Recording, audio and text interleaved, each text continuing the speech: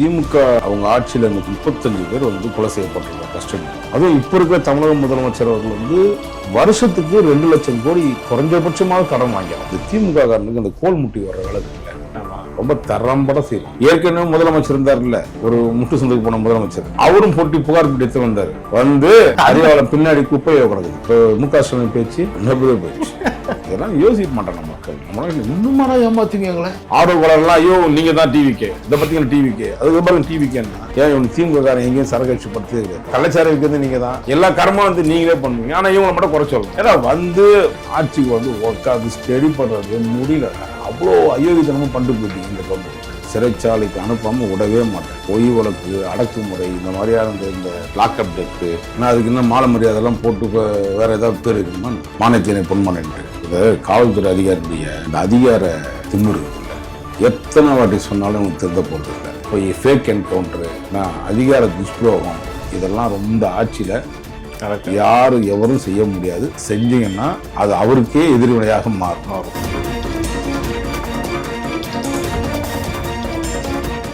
Sir வணக்கம். Sir வணக்கம் brother. Sir, நாகர்கோயிலில் ஒரு 10 நாளைக்கு முன்னாடி ஒருத்தர் அந்த கஸ்டோடியல் டெத் ஏற்பட்டுச்சுன்னு சொன்னாங்க. இப்போ மறுபடியும் தூத்துக்குடியிலையும் அதே மாதிரி ஒரு சம்பவம் நடந்திருக்கிறதா தகவல் வந்திருக்கு. திமுகவும் கண்டனங்கள்லாம் தெரிவிச்சுக்கிட்டு வராங்க. தாவே காட்சியிலும் இது மாதிரி தொடர்ந்து நடந்துட்டு இருக்கிறத நீங்க எப்படி பாக்குறீங்க? ஃபர்ஸ்ட் இது காவல் மரணமா கன்ஃபார்ம் ஆகல. திமுக அவங்க ஆட்சியில 35 பேர் கொலை செய்யப்பட்டிருக்காங்க கஸ்டடியில. கொலை செய்யப்பட்டிருக்காங்க. கஸ்டடி டெத்னா என்னங்க? கண்டிப்பா கொலை தானங்க. அதுக்கு இன்னும் மாலை மரியாதைலாம் போட்டு வேற ஏதாவது பேர் வைக்கணுமா? மானியத்தினை பொன்மானன்ட்டு இதை காவல்துறை அதிகாரியுடைய இந்த அதிகார ஒரு இது இருக்குங்கள, ஒரு திமிர் இருக்குல்ல, எத்தனை வாட்டி சொன்னாலும் உங்களுக்கு திருந்த போறது இல்லை. இப்போதான் தம்பி உங்களுக்கு பார்த்துறீங்க, கொரோனா பீரியட்ல எவ்வளோ பெரிய மோசமான ஒரு செயல்பாடு, அதுக்கு எவ்வளோ பெரிய தண்டனை நீதிமன்றம் வழங்கியிருக்கு. இன்னும் கூட நீங்க திருந்தல, இப்படிதான் இருப்பேன்னா என்ன அர்த்தம்? அது என்ன மாதிரியான குற்றமாக இருந்தாலும் அந்த தண்டனையை கொடுப்பதற்கு நீதிமன்றத்துக்கு மட்டும்தான் உரிமை. இப்படி கஸ்டடி எடுத்து இந்த அம்மா பேசுறதெல்லாம், இவர் பேசினாலும் சரி, எங்க ஐயா முன்னாள் எம்எல்ஏ முக ஸ்டாலின் அவர்கள் பேசினாலும் சரி, முதலமைச்சர் இல்லையா, முன்னாள் எம்எல்ஏ தாங்க அவர் இருப்பாங்க. ஸோ அவர் பேசியிருந்தார். அவர் ஆட்சியில் 35 பேருக்கு மேலே நடந்தது. இப்போ எல்லா இந்த சமூக ஆர்வலர்கள், போராளிகள், இயக்க தோழர்கள் பொத்திட்டு இருந்தாங்கன்ற, நீங்க என்ன அமைதி காத்தாங்கன்னு இன்னும் அப்படியே சாப்பிட்டா சொல்லிட்டு இருக்கீங்க. தம்பி, அமைதியா சொல்லணும், புரியுதுங்களா? அதனால இந்த மாதிரியான விஷயங்கள்ல, இந்த கொலை, கொள்ளை, இந்த சம்பவங்களை எவன் ஈடுபட்டிருந்தாலும் சட்டவிரோதமான செயல்பாடு, அதுக்கான தண்டனை இருக்கு. அவனை ரொம்ப கொஞ்சம்லாம் உங்களை சொல்லலை. காவல்துறையில் அதிகபட்சம் காலில் அடிப்பீங்க, இல்லைன்னா 2 முதுகுல அடிப்பீங்க. தலையில அடிச்சு ஒருத்தனை சாவடிக்கிறீங்கன்னா அப்புறம் என்ன அர்த்தம்? கூட இந்த கேஸ்ல கூட பாத்தீங்கன்னா ஏதோ தலையில கட்டி இருந்துச்சான், ஹாஸ்பிட்டல்ல போயிட்டு அட்மிட் ஆகும் போது இறந்துட்டதா காவல்துறையில இருந்து தகவல் வருது. இல்ல எப்படி சொல்றாங்க? அதாவது தலையில கட்டி இருந்துச்சான், ஹாஸ்பிட்டல்ல போயிட்டு அட்மிட் பண்ணாங்க, இறந்துட்டாங்க அப்படின்ற மாதிரி. இவங்க அக்கறையோட கூட்டு போய், அதாவது இவங்க அக்கறையெல்லாம் நமக்கு தெரியாதா? இது எத்தனை வாட்டி சொன்னாலும் இவங்க திருந்த போறது இல்லை. இந்த அதிகாரத்தினுடைய பவரை இவங்க காட்டே இருக்காங்க. நான் என்ன சொல்றேன், உங்க அதிகாரத்தை காட்டுங்க, அடக்குமுறையை காட்டாதீங்க. அதிகாரம் வேறு, அடக்குமுறை வேறு. நீங்க அடக்குமுறையால நீங்க எதையும் வெல்லணும்னு நினைக்கிறீங்க, அது முடியவே முடியாது. இந்த மண் அதுக்கான மண் அல்ல, புரியுதுங்களா? ஒவ்வொரு போராட்டங்களையும் வெவ்வேறு விதத்துல எதிர்கொண்ட ஒரு மண். இந்த மண்ணுக்குன்னு ஒரு மிகப்பெரிய வரலாறு உண்டு. இந்த மண்ணை பிறந்துட்டு இந்த மாதிரி காட்டு மிராண்டித்தனமாக நீங்க நடத்துறீங்களே, உன் குடும்பத்துல உன்ன மாதிரி உன் குடும்பத்திலயோ அண்ணனோ தம்பியோ அக்காவோ தங்கச்சியோ அல்லது உங்க குடும்ப உற்றா உறவினரோ எவரோ ஒருத்தர் இது போன்ற ஒரு பாதிப்பு ஏற்பட்டிருந்தா அந்த வழி உனக்கு தெரியும், பிடிச்சிருப்போம். அதுதாங்க நீதிமன்றம். நான் ஏற்கனவே உங்ககிட்ட சொல்லிட்டு இருக்கேன் பிரதர், ஃபேக் என்கவுண்டர், லாக்அப், இதெல்லாம் கடுமையான சட்டங்கள் தீர்ப்புகள் கொடுக்கப்பட்டிருக்கு. ஆனா இப்ப நம்ம பார்த்திருக்கோம், மதுரை நீதிமன்றத்துல அப்பா மகனையும் போட்டு அடிச்சு, அது எந்த அளவுக்கு சித்திரவாதி உருவாக்கி கொடுமையான ஒரு படுகொலையை பார்த்தோம். அப்படியாப்பட்டதுல நீதிமன்றம் மிகப்பெரிய ஒரு ஜட்ஜ்மெண்ட்டை கொடுத்து, அதை கூட இன்னும் அந்த பய உணர்ச்சி அந்த தென் மாவட்டத்துல போகலை அப்படின்னும் போது, தென் மாவட்டம் தமிழ்நாடு முழுக்க போகலை அப்படின்னும் போது ரொம்ப சங்கடமா தான் இருக்கு. அப்போ இவர்களுக்கு சரியான பயிற்சிகளை கொடுக்கப்படாம இருக்கு. இப்போ காவல்துறைக்கு ஆள் எடுக்கிறாங்கன்னா, ஆள் எடுக்கும் போதே ட்ரைனிங் இருக்கு. ட்ரைனிங்னா என்ன? யோகால ஆரம்பிச்சு எப்படி சட்டத்தை படிக்கணும், சட்டத்தை எப்படி கையாளணும், எப்படி லத்திய கையாளணும், எல்லா விஷயத்தையும் ட்ரைனிங்ல சொல்லி கொடுத்துருவாங்க. மன ரீதியான ட்ரைனிங் எல்லாமே கொடுத்துருவோம். அப்படியாப்பட்டவன நீங்க யூனிஃபார்ம் போட்ட உடனே அது தனி ஒன்றும் சக்தி கிடையாது. தம்பி, யூனிஃபார்மை கழட்டினா நீ என்னாலும் ஒண்ணுதான். யூனிஃபார்ம் எதுக்காகன்னா இந்திய அரசின் சட்டத்தை மதிக்கிறோம். சட்டப்படி ஒரு யூனிஃபார்ம் இருந்தா மரியாதை இருக்கும். நான் உண்மையாவே காவல்துறையில எல்லோருமே நம்ம சொல்ல போறது இது மாதிரி காட்டு முறையான செயல்பாடு செய்யக்கூடிய சில ஆட்களை சொல்றேன். அடிச்சு ஒருத்தனை துன்புறுத்தி நீங்க லாக்கெட் கொண்டு போறீங்கன்னா இது எந்த ஆட்சியாக இருந்தாலும் அது கண்டிக்கக்கூடிய ஒரு விஷயம். கண்டிப்பா ஒரு 10 நாள் மாதிரி தான் நான் ஏற்கனவே சொன்ன மாதிரி நாகர்கோயில்ல இதே மாதிரி சம்பவம் நடந்துச்சு. அந்த காவல்துறையினர் கைதும் பண்ணாங்க. அந்த சம்பவம் கைது நடவடிக்கை ஏற்பட்டும் இந்த மாதிரி திரும்ப நடக்குதுன்னா காவலர்கிட்ட பயம் இல்லைன்னு நம்ம எடுத்துக்கலாம். அப்படிலாம் இல்லைங்க. காவலர்களுக்குன்னு பாருங்க, நான் காவலர்கள் கண்ணியமிக்கமான காவலர்களும் இருக்காங்க, கண்டிப்பா கடுமையான காவலர். அந்த பவர் எப்படி நம்ம யூஸ் பண்ணணுன்றதையும் பார்ப்போம். அந்த யூனிஃபார்ம் தான் தம்பி. நம்ம நிறைய பேர் நம்ம சொல்றோம், பொதுமக்கள்ல அவனும் ஒருவர் தான். காவல்துறையினர் பொதுமக்களும் ஒரு ஆள் தான். அவர்கள் என்ன செய்யணும்னு உங்களுக்கு தெரியும். இப்போ அனுபவம் உள்ளவர்கள் யாராவது செய்வாங்களா இந்த மாதிரி விஷயத்த? உன் அதிகாரி துஷ்பிரயோகம் பண்றான்னா நீ கீழே போராடவா? இன்னும் பெருசா என்ன அரசாங்கத்துல என்ன சம்பளம் கொடுக்குறாங்க? ஒரு எஸ்பிக்கே 60-70,000 சம்பளம் மாசம். மேல வாங்குறாங்க. அவங்க சம்பளம்ன்றது ஒரு குறிப்பிட்ட இது வரும். எல்லாம் வரும். அதெல்லாம் ஒன்றும் பிரச்சனை இல்லை. ஏன்னா கீழே வந்தா நீ பாத்தீங்கன்னா தெரியும். நான் இடிச்சா ஒரு நாளாவது ஒரு என்கவுண்டர்ல, ஒரு ஃபேக் என்கவுண்டர்ல, ஒரு கஸ்டடி டெத்துல ஒரு ஐபிஎஸ் ஆஃபீஸர் நீங்க மாட்டது பாத்துட்டீங்களா? இல்ல, ஒரு பயம் மாட்ட மாட்டான். எல்லாம் கீழே பார்த்துப்பான். கீழே ஆனா ஏதாவது பிரச்சனை என்ன வெளியே விட மாட்டீங்களா மேல சொல்லுங்க. அதனால அவர்களா பார்த்து மன ரீதியாக அவர்களுக்கு ஒரு வைத்தியத்தை கொடுக்கணும் முதல்ல. ஆனா அந்த உத்தரவு எல்லாமே மேலிடத்துல தான் சார் வரும். சில இடங்கள்ல சில மேலிடத்துப்பா அஜித்தினுடைய படுகொலை டேவிட்சன் தேவ ஆசீர்வாதம் அப்ப லாண்ட் ஆர்டர் அவருடைய அதிகாரத்தினுடைய பவரை பயன்படுத்தி தான் அந்த பையனை கொண்டாங்க. அதற்கு இன்னும் விரைவில் அதுக்கான ஒரு சில மாறுதல் ஏற்படும், வரும். இந்த ஆட்சி தாவேக்கா ஆட்சியில எது வேணாலும் நடக்கலாம் தம்பி. குப்பை கோபுரம் ஆகலாம், கோபுரம் குப்பையாகலாம். புரியுதுங்களா? அதனால எதை மீன் பண்றீங்கன்னு தெரியல. இல்ல எது இல்லை, நான் சொல்றது எது வேணாலும் நடக்கும் இந்த ஆட்சியிலன்னு சொல்றேன். ஒரு சாமானியன் நீங்க எடப்பாடி அவர்கள் சொல்லுவார்ல, நான் விவசாயத்தை குடும்பத்தை சார்ந்து நான் உழைச்சி வந்திருக்கேன்னு சொல்றேன். அது உழைச்சி வந்தீங்களா, என்ன பண்ண வந்தீங்கன்னா அவங்களுக்கும் மக்களுக்கு தெரியும். அந்த மாதிரி இவங்க இந்த ஆட்சி பொறுப்பேற்று நான் இந்த 2.5 மாசம் முடிஞ்சு 3வது மாசம் 3 மாசம் கிட்ட நெருங்க போகுது. இந்த நெருக்கத்துல பாத்தீங்கன்னா நேத்து கூட என்னுடைய நண்பர்கள் ஏர்போர்ட் மூர்த்தி முந்தா நாள் வரையும் பாத்தீங்கன்னா தாவேக்காவுடைய குறைபாடுகளை சொல்லி பேசிட்டு இருந்தாரு. நேத்து அலுவலகத்துல பேசி சொல்றாரு, ஆனா செகண்ட் தலைமைச் செயலகம் போயிருந்தானே தரம்னு. எப்படி இருந்துச்சா சார்? என்ன சொன்னாரு? எப்படி இருந்துச்சுன்னு நான் கேட்டேன். ஆனா அது வேற ஒரு தோரணையில இருக்குண்ணே, முன்ன மாதிரி இல்லைண்ணே அப்படின்னாரு. என்னண்ணே ஒரே ஸ்கூல் யூனிஃபார்ம் மாதிரி ஏதாவது பசங்க இருக்காங்களா அப்படின்னு கேட்டேன். அப்படிலாம் இல்லைண்ணே, காலேஜ் மாதிரியே இருக்குண்ணே, கலகலன்னு இருக்கா. இன்னும் சொல்ல போனா யூனிவர்சிட்டி மாதிரி இருக்குண்ணே. இந்த மாதிரிலாம் நம்ம வேஸ்டியா பார்த்து வெள்ளை வெள்ளையேன்னு பார்த்த ஒரு கூட்டத்துல அந்த இடத்துல வேற ஒரு கலர்ஃபுல்லா தெரியுதுன்னாரு. சோ அப்போ நமக்கு என்ன புரியுது, ஏதோ நடக்குது ஒரு மாற்றம். நான்லாம் தாவேக்காக்கு நான் ஆட்சி ஓட்டு போடல தம்பி. நான் ஓட்டு போட முடியல, ஏன்னா நான் சிறைச்சாலையில் நேரத்துல. ஆனா நான் தொடர்ந்து அந்த சிறைச்சாலை இருந்ததுனால வெளி உலகம் தெரியாம போயிடுச்சா என்னன்னு எனக்கு தெரியல. படிச்சிருப்பீங்க, தகவல் வரும். அங்க பேப்பரே நம்ம கிட்ட கட் பண்ணி தான் கொண்டு போனாங்க. ஜெயில எதை படிக்கணும், எதை படிக்கணும், எதை படிக்கக்கூடாதுன்னு இன்னொரையும் நம்ம அந்த காலத்துல சென்சார் கூட பண்ணிருக்க மாட்டான். இங்க சென்சார் தான் பண்ண ஆரம்பிச்சிட்டாங்க, பத்திரிகை பண்ணி பண்றான். அந்த மாதிரி சிறைச்சாலையில சென்சார் ஜனநாயக விரோதமாச்சு இது. சரி, யார் கேட்கறேன்? இந்த தாவேக்கா ஆட்சி தான் கேட்கணும். நிர்மல்குமார் கேட்கணும், எப்படிங்க பேப்பரை நீங்க அனுப்பிச்சிட்டீங்கன்னு கேட்கணும். கேட்பாரா?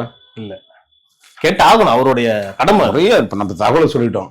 நிர்மல்குமார் சார், இந்த மாதிரி சிறைச்சாலையில சோறு கேவலமா இருக்கு, போய் ஒரு நாளாவது போய் அந்த சிறைச்சாலையில உட்காந்து நிர்மல்குமார் சாப்பிடணும். நிர்மல்குமார் எத்தனை வழக்கு வாங்கியிருப்பாரு திமுக ஆட்சியில? கண்டிப்பா. ஒரு நாள் கூட ஜெயிலுக்கு போனதில்லை, எல்லாமே எஸ்கேப் அந்த டைம்ல. புரியுதுங்களா? நீங்க ஒரு முறை ஜெயில நீங்க இப்பதான் சிறைத்துறை அமைச்சர், போய் சிறைச்சாலையை பாருங்க. சீரழிஞ்சு போய் கிடக்கு சிறைச்சாலை, சாப்பாடு நல்லா இல்ல. அது இருக்கக்கூடிய அதிகாரிகள் இருக்காங்கல்ல, சூப்பரண்டு ஆரம்பிச்சு ஜெயிலர்ல ஆரம்பிச்சு எல்லாரும் 3 வருஷத்துக்கு 4 வருஷம் 8 வருஷம். இந்த ஷாகித்னு ஒரு ஆள் இருக்காருங்க, விஜிலன்ஸ் டீம். அவர் அடிக்கிற கொள்ளை, எந்த விதமான சட்டவிரோதமான செயல்பாடும் அவர் மூலியமா தான். ஆனா அவரு தான் விஜிலன்ஸ் பார்ட்டி. லஞ்ச ஒழிப்புத்துறை இயக்குனரா எப்படி அருணை போட்டாங்களோ அந்த மாதிரி சிறைத்துறையில சாஜித்னு ஒரு டெப்டி ஜெயிலர் இருக்காரு. முழுக்க அவர் தான் தம்பி எல்லாத்தையும் கடத்துறது. அல்லாஹ் இது அறாம்டா அப்படின்னு சொல்றாரு, கேட்க மாட்டேன்றாங்க. அத்தனை பொருள் அவன் மூலியமா தான் போகுது. புரியுதுங்களா? என்னென்ன பொருள்லாம் போகும்? சட்டவிரோதமான செயல்பாடுகள் எல்லா பொருளும் தான் போகும். வேற என்ன போகும்? உங்களுக்கு தெரியாதுன்னா நீங்க ஒரு முறை சிறைச்சாலைக்கு போய் பார்த்துட்டு வாங்க, தெரியும். அப்பதான் அதனால சோறு சரியில்லை, மிகப்பெரிய சித்திரவாதை. சிறைச்சாலையில கூடிய சித்திரவாதிகளை பத்தி நானும் என்ன ஏர்போர்ட் மூர்த்தி தொடர்ந்து பேசிட்டு வரோம். அதை நம்ம அதுக்கு பாட்டா பேசுவோம். நம்மளும் இப்போ என்னன்னு கேட்டீங்கன்னா, இது போயிட்டு வந்த மூர்த்தி அண்ணா சொன்ன விஷயம் என்னன்னா, அண்ணா வேற என்ன ஒரு யூனிவர்சிட்டி மாதிரி இருக்குண்ணே, பிரமாதமா இருக்குண்ணே, கலர்ஃபுல்லா இருக்குண்ணே அப்படின்னாரு. ஒரு யூத்து புது முகங்கள் நல்லா இருக்குன்றாரு. என்ன ஒன்னு ரெண்டு சில விஷயங்கள் நடக்குதுன்னு என்ன ஒண்ணும் பண்ண முடியாது. அந்த 1-2 விஷயங்கள் என்ன சார்? ஏதோ ஒண்ணு தம்பி, எல்லா இடத்துலயும் எனக்கு நீங்க தூய்மையா ஒருத்தனை மொத்தமா இருக்க முடியாது தம்பி யாராலையுமே. நமக்கு பாடம் சொல்லித்த களவும் கற்று மரன்னா அதுக்கு வந்து அர்த்தம் அதுவா? இல்ல. திருடி தான் வந்து மறந்தணும்னு சொல்றதா அர்த்தம்? இல்ல. இல்ல. அது மாதிரிதான் சிலதெல்லாம் இருக்கும். அதெல்லாம் நம்ம வந்து எல்லாத்தையும் போட்டு நான் இப்பயே ஸ்டிப்பா கஞ்சி குடிச்சுதான் பேர் நிப்பேன் அப்படின்னா ஒண்ணும் முடியாது. புரியுதுங்களா? 60 ஆண்டு காலமாக வந்து ரெண்டு கட்சிகள் வந்து ஆண்டு நாசம் ஆக்கினத 65 நாள்ல நீ முடிச்சு கொடுங்க, அந்த சுத்தப்படுத்துங்க அப்படின்னு சொன்னா அதெல்லாம் முடியுமா தெரியும்? அவ்வளவு அழுக்கு நிறைஞ்சிருக்கு தமிழ்நாட்டுல. உண்மையாவே நான் வந்து பாராட்டுறேன் நம்ம சிஎம் விஜய் அவங்கள. இந்த கவர்மெண்ட் ஆபீசர்ஸ் எல்லாம் வந்து பாத்தீங்கன்னா லஞ்சம் கம்மியா இருக்கு அப்படின்ற ஒரு விஷயத்த சொல்றாங்க. அது பிம்பமா இல்ல உண்மையிலே நடந்திருக்கா? நீங்க எப்படி பாக்குறீங்க? தம்பி உண்மையா சொல்லட்டுமா, வேலை நடக்கல தம்பி. எங்கேயுமே பெருசா வேலை நடக்கல. எனக்கு இன்னொரு நண்பர் கூட சொன்னாரு, ஒரு அப்ளிகேட்ல போயிட்டு நான் ஒரு மனு கொடுத்துட்டு வந்தேன். மனு கொடுத்துட்டு ஒரு 1 ஹவர்ல எனக்கு போனே வந்துச்சு, மெசேஜ் வந்துச்சுன்றாரு. பரவாயில்ல. சோ இது வந்து ஒரு சந்தோஷமான நல்ல விஷயம். அதே மாதிரி பல காவல் நிலையங்கள்ல பல நண்பர்கள் சொல்ற விஷயம், ஏன்னா காவல் நிலையம் அதிகமா தெரிஞ்ச விஷயத்தினால சொல்றேன், அங்கேயும் வந்து பெருசா ரெஸ்பான்ஸ் பண்றது இல்ல. நீதிமன்றம் உத்தரவிட்டு கூட அதை பண்றது இல்ல. இப்படி பல விஷயங்கள் வெளியே வருது அரசியல் அங்க ஒண்ணு. ஏன்னா அங்க இருக்கிற அதிகாரிகள் வந்து எத்தனை பேர் தூய்மையா இருப்பான்னு நினைக்கிறீங்க? ஒரு 80% பேர் தூய்மையா இருக்காங்கன்னா 20% பேர் அழுக்காதானே இருப்பான். ஆனா அப்படியே உள்டாவனா என்ன இருக்கும்? தலைகீழ சொல்றீங்க. என்ன இருக்கும்? மக்களை காக்க வேண்டிய இடத்துலயே நீங்க ஊழல் இருக்குன்னு சொல்லிருக்கீங்க. ஆமாங்க, 60 ஆண்டு காலமா வந்து அழுக்குகளோட நம்ம வந்து குடும்பம் வச்சிருக்கோம். திருப்பி உடனே தூய்மையா குளிச்சுட்டு வான்னு சொன்னா எப்படிங்க குளிச்சுட்டு வருவான்? அப்ப விஜய் பெரிய சிக்கலாச்சு இது.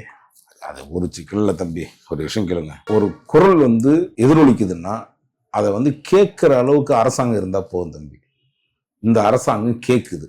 கடந்த அரசாங்கம் செவிடா?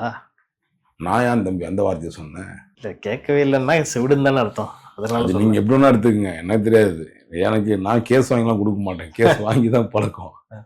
அதனால நீங்க என்ன பண்றீங்கன்னா அது இப்படின்னா எடுத்துக்கங்க. கடந்த ஆட்சியில் அப்பதான் இருக்குது தெரியும் எல்லாருக்கும். ரொம்ப நாள் வந்து இந்த மாதிரி தூய்மையெல்லாம் உடனே அந்த தீமையெல்லாம் ஒரே நாள்ல முடிஞ்சிடாது.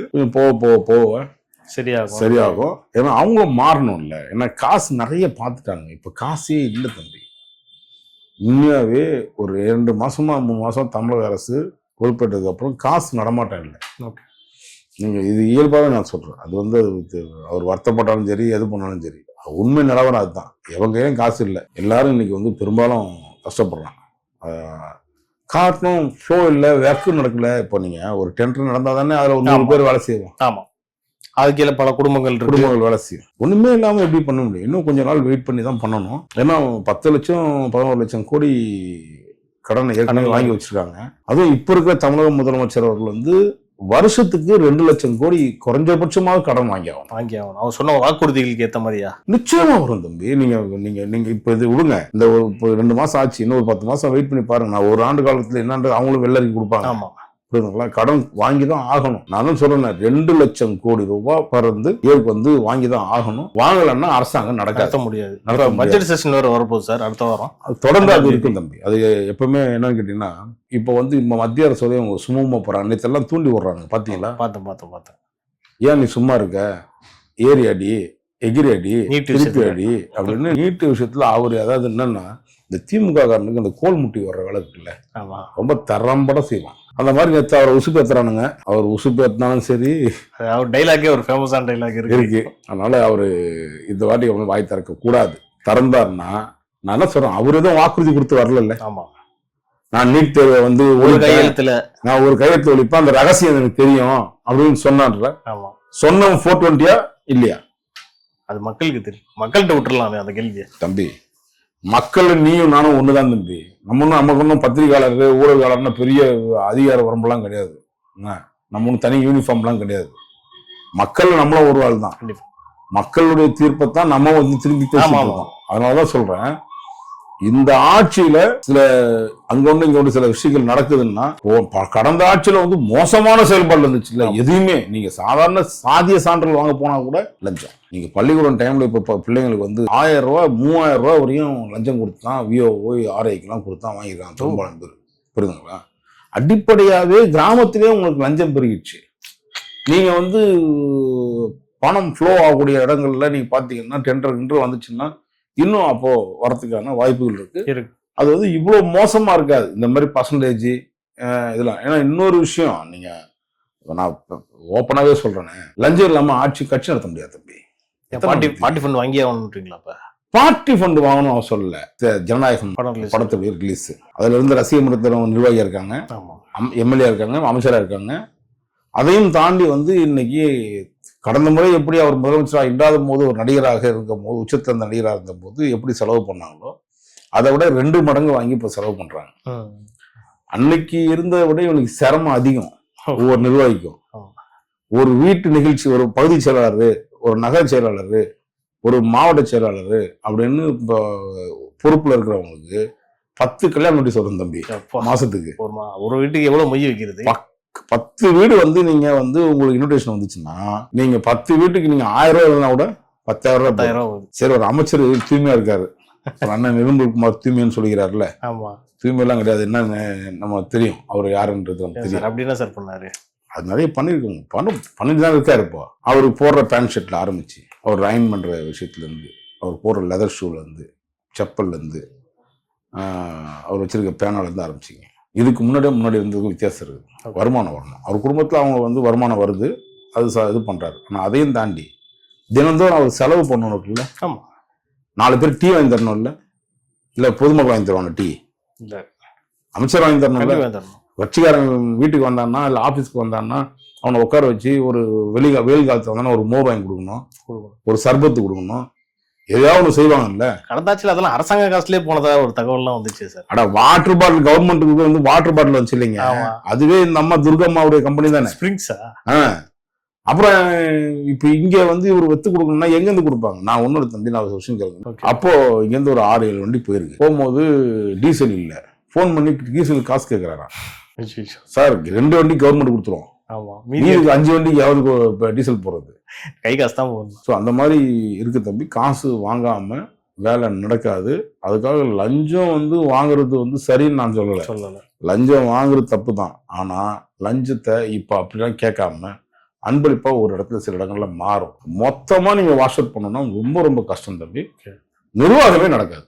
இயல்பா நான் சொல்றேன், யதார்த்தத்தில் உண்மை சொல்றேன். லஞ்சம் வாங்காம யதார்த்தமா சில இடங்களில் நடக்கவே நடக்காது. அப்ப என்ன எப்படிதான் சார் கவர்மெண்ட் ரன் பண்ண முடியும்? நம்மளால கவர்மெண்ட் தூய்மையா தாங்க இருக்குது, மக்கள் தாங்க தூய்மையா மாறணும். ஏன்னு இப்ப கேள்வி கேட்கணும்ல. இப்ப முதலமைச்சர் சொல்லிட்டாரு 10 ரூபாய் லஞ்சம் கொடுக்காது யாரா இருந்தாலும், என்கிட்ட சொல்லுங்கன்றாரு. என்கிட்ட சொல்லுங்க, எங்க சொல்றது? சிஎம் செல் மனுதான் போடணும். அதுதாங்க சொல்றேன், என்கிட்ட சொல்லுங்கன்றாரு. நம்ம ஆளுங்க எப்படி கேட்டீங்கன்னா திண்ணைக்கு வேணா அப்புறம் இங்கேயும் வந்துருவான்.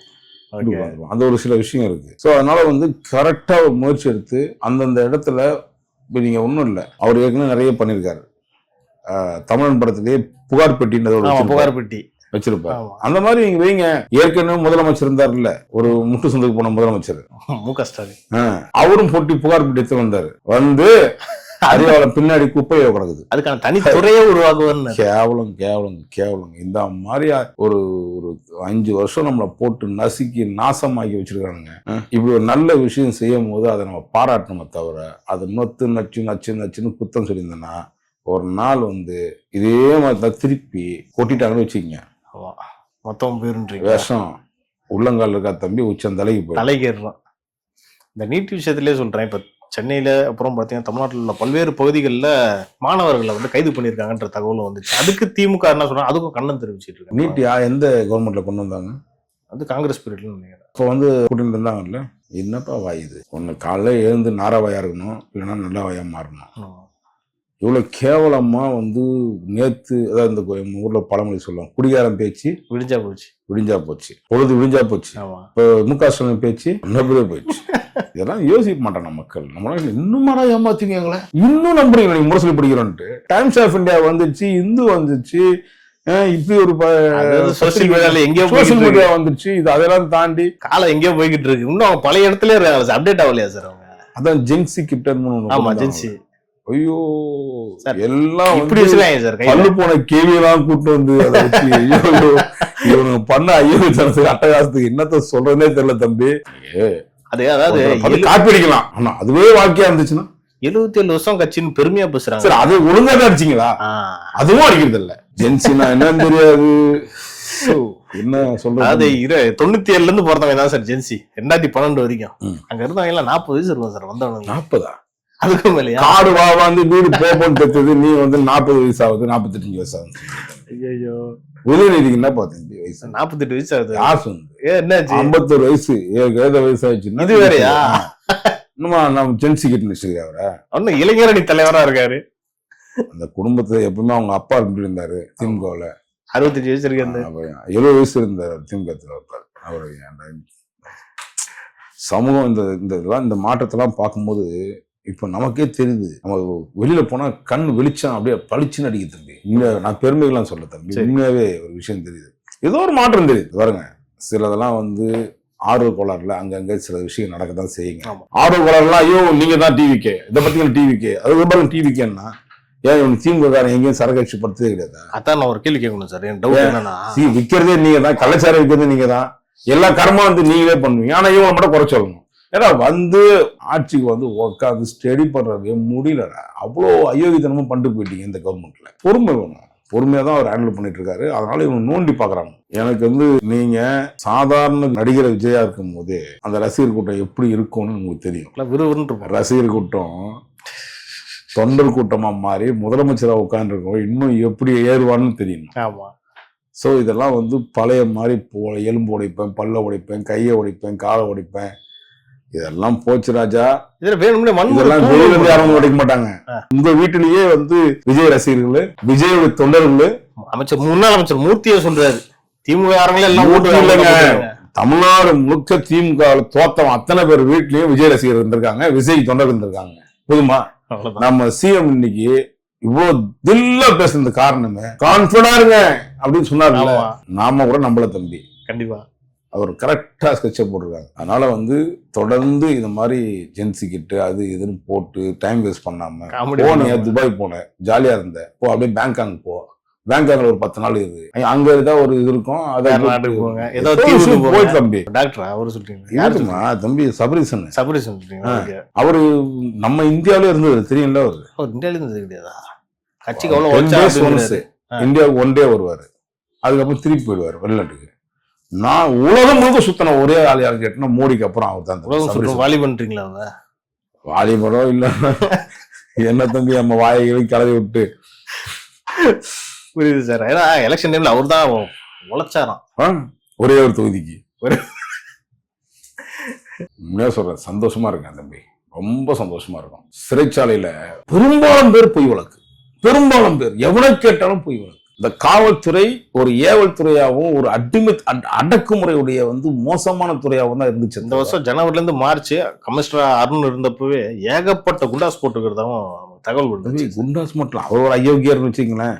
எனக்கு அவங்க நண்பர்கள் சொல்லியிருக்காங்க பல பேர், கொஞ்சம் வார்த்தைகள் மட்டும் விடாதீங்க, நான் வந்து அயோக்கியன்னா அயோக்கியன் தாங்க சொல்ல முடியும்னு.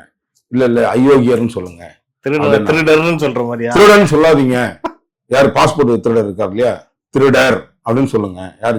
டேவிட்சன். சோ அந்த மாதிரி வந்து சொல்லியிருக்காங்க. சொல்லிட்டேன், அவங்க விசுவாசிக்கிறவங்க பேசினதெல்லாம் சொல்றேன். சரி, அதனால அருணை சிறைச்சாலைக்கு அனுப்பாம விடவே மாட்டேன். பொய் வழக்கு, அடக்குமுறை, இந்த மாதிரியான இந்த லாக்அப் டெத்து, போய் ஃபேக் என்கவுண்டரு, அதிகார துஷ்பிரயோகம், இதெல்லாம் ரொம்ப ஆட்சியில யாரு எவரும் செய்ய முடியாது. செஞ்சீங்கன்னா அது அவருக்கே எதிர்வினையாக மாறும். சரிங்க சார், பல விஷயங்கள் நம்ம பேசணும் சார். உங்க நேரத்துக்கும் கருத்துக்கும் நன்றி. நன்றி.